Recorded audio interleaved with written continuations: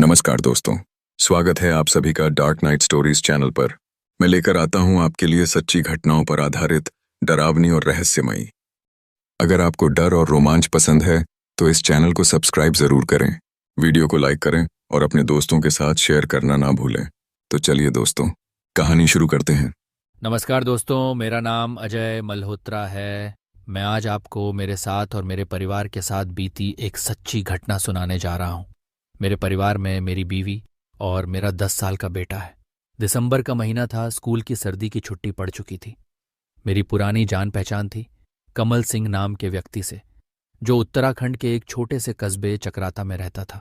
मैंने कमल से कहा, इन छुट्टियों के लिए चकराता में कोई मकान किराए पर मिल जाए 15 दिनों के लिए।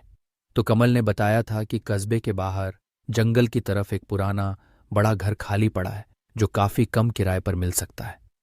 मैंने कमल से मकान के लिए हाँ कर दी। दिसंबर की ठंडी सुबह मैं अपनी एसयूवी में सामान भरकर परिवार समेत दिल्ली से निकल पड़ा। रास्ते में ऊंचे ऊंचे देवदार के पेड़ों के बीच घुमावदार सड़कों से गुजरते हुए संध्या बार बार खिड़की से बाहर झांकती।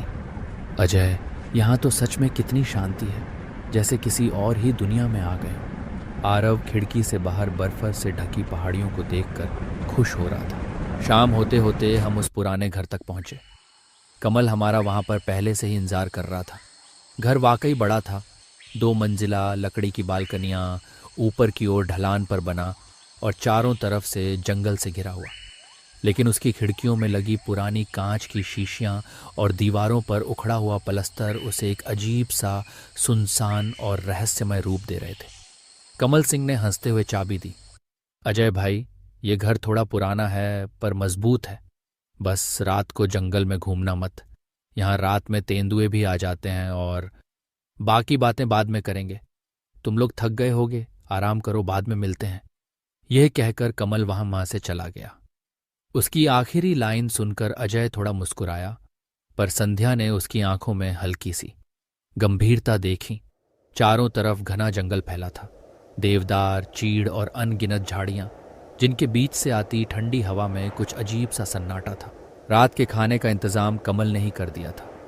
फिर खाना खाने के बाद हम सफर की थकान से सब गहरी नींद में डूब गए। लेकिन आधी रात को संध्या की नींद टूट गई। उसे जैसे किसी ने कान में कुछ फुसफुसाया, जानी पहचानी भाषा नहीं, कोई पुरानी अजनबी सी ध्वनि, जिससे संध्या की आंख खुल गई। उसने खुद को समझाया कि शायद सपना रहा होगा। संध्या को प्यास लगी, लेकिन जब रसोई में पानी पीने नीचे उतरी तो घर का पिछला दरवाजा खुला पाया और बाहर से आती सर्द हवा के साथ साथ किसी के हल्के कदमों की आहट भी महसूस की। डर के मारे उसने दरवाजा बंद किया, लेकिन इस छोटे से अनुभव ने उसके मन में घर को लेकर एक असहजता भर दी। इसके बाद संध्या अपने बिस्तर पर आकर लेट गई। अगली सुबह संध्या ने रात का वाकया मुझे बताया। मैं हंस के बोला, तुमने कोई सपना देखा होगा? संध्या ने जोर देते हुए कहा, अजय, वो सपना नहीं था। मैंने खुद रात को घर का पिछला दरवाजा बंद किया है। चलो मैं तुम्हें दिखाती हूं। जब अजय ने वहां पर फर्श पर गीली मिट्टी के निशान देखे तो वह पहले तो हैरान हुआ, लेकिन संध्या को समझाया, शायद कोई जानवर अंदर आ गया होगा।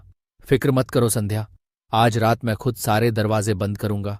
संध्या मन ही मन घबरा रही थी। संध्या ने धीमी सी आवाज में अजय से कहा, अजय, कहीं और ठहर जाते हैं। ये जगह जंगल के ज्यादा ही पास है और देखो ना, कल कोई जानवर अंदर भी घुस आया। अजय बोला, संध्या, तुम खामा खाई घबरा रही हो। मैंने पूरे 15 दिन का किराया दे दिया है, वो बेकार जाएगा। अजय ने संध्या को समझा लिया। अब वो मान गई। ऐसे ही 1-2 दिन बीत गए। संध्या के व्यवहार में कुछ बदलाव सा लग रहा था। पहले जो संध्या हर बात पर हंसती खिलखिलाती थी, अब अक्सर खिड़की के पास खड़ी जंगल की ओर खोई खोई सी देखती रहती। उसकी आंखों में डर और बेचैनी की झलक थी। एक दिन आरव ने भोलेपन में कहा, पापा, मम्मी रात में किसी आंटी से बातें करती हैं। मैंने आरव को डांटते हुए बात टाल दी, लेकिन भीतर ही भीतर में काफी घबराया हुआ था। रातों को अजीब घटनाएं होने लगीं। कभी दीवारों के पीछे खरोंचने की आवाज, कभी ऊपर की अटारी में हल्की चाल, मानो कोई अदृश्य व्यक्ति घर में घूम रहा हो। मैंने कई बार महसूस किया कि संध्या की आंखें अब वैसी नहीं रहीं। उनमें एक गहराई, खालीपन और अजनबीपन घुस आया था।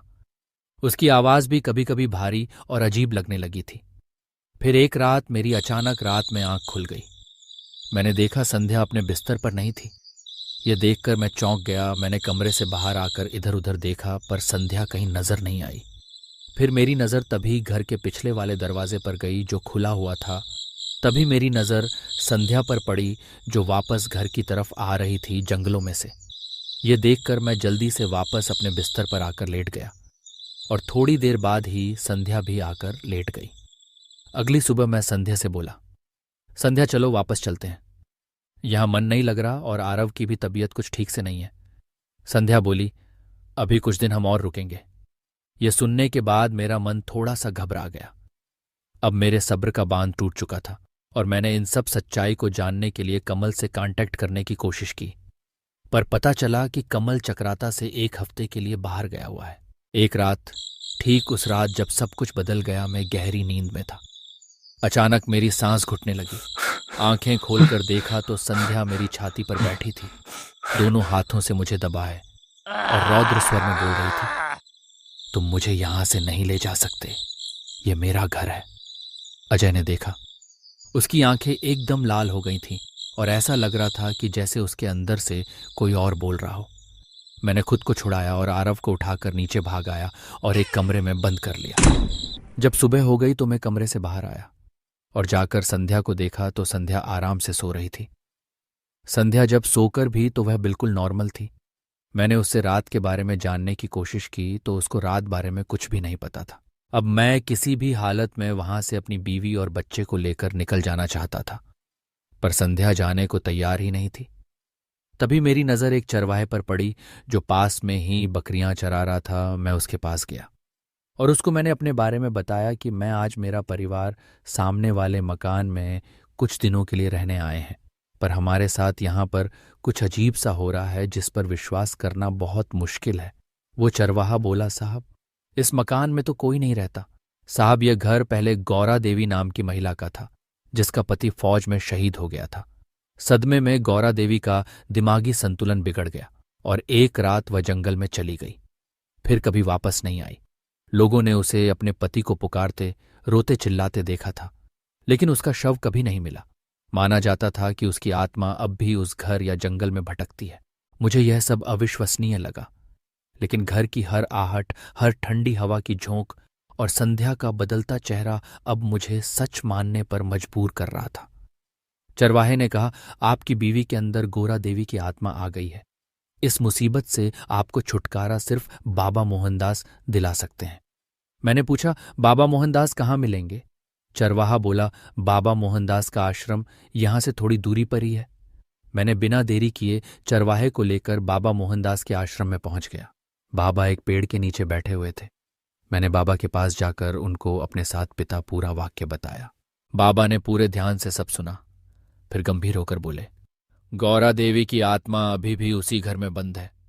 उसकी आत्मा को चैन नहीं मिला।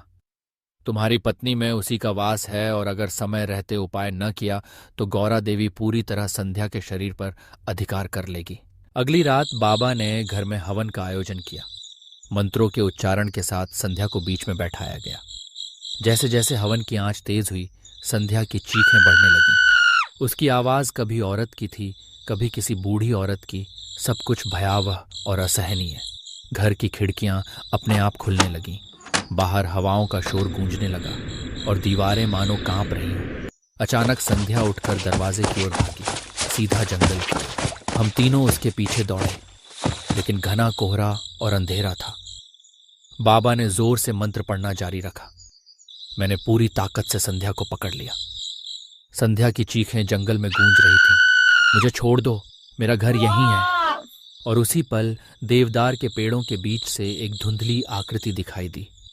एक औरत का चेहरा, पीली त्वचा, खोखली आंखें, बर्फ जैसे सफेद होंठ, मानो गौरा देवी की आत्मा उन्हें देख रही हो।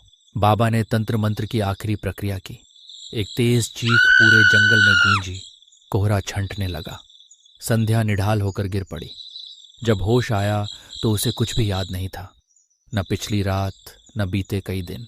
बाबा ने सलाह दी, अब यहां से फौरन चले जाओ। आत्मा अभी पीछे हटी है, लेकिन अगर रुके तो फिर लौट आएगी। मैंने सुबह होते ही वो मकान खाली कर दिया। मैं आरव को और संध्या को लेकर वहां से निकल गया। मैंने कार की रफ्तार बढ़ा दी। रात के करीब 8 बजे हम दिल्ली अपने घर पहुंच गए। मैंने कमल को कॉल किया इस बारे में सारी बातें जानने के लिए कि उसने हमारे साथ ऐसा क्यों किया। जब वो जानता था कि वो मकान एक हॉन्टेड है तो उसने हमें वो क्यों दिलाया। पर जब मुझे यह पता चला कि कमल की एक कार दुर्घटना में मौत हो गई तो मुझे बहुत बड़ा धक्का लगा। अब यह राज कमल की मौत के साथ राज ही रह गया। उसने क्यों हमें वो मकान दिलाया था, उस हादसे के बाद से कभी भी मैंने जंगलों के पास रुकने का सोचा भी नहीं।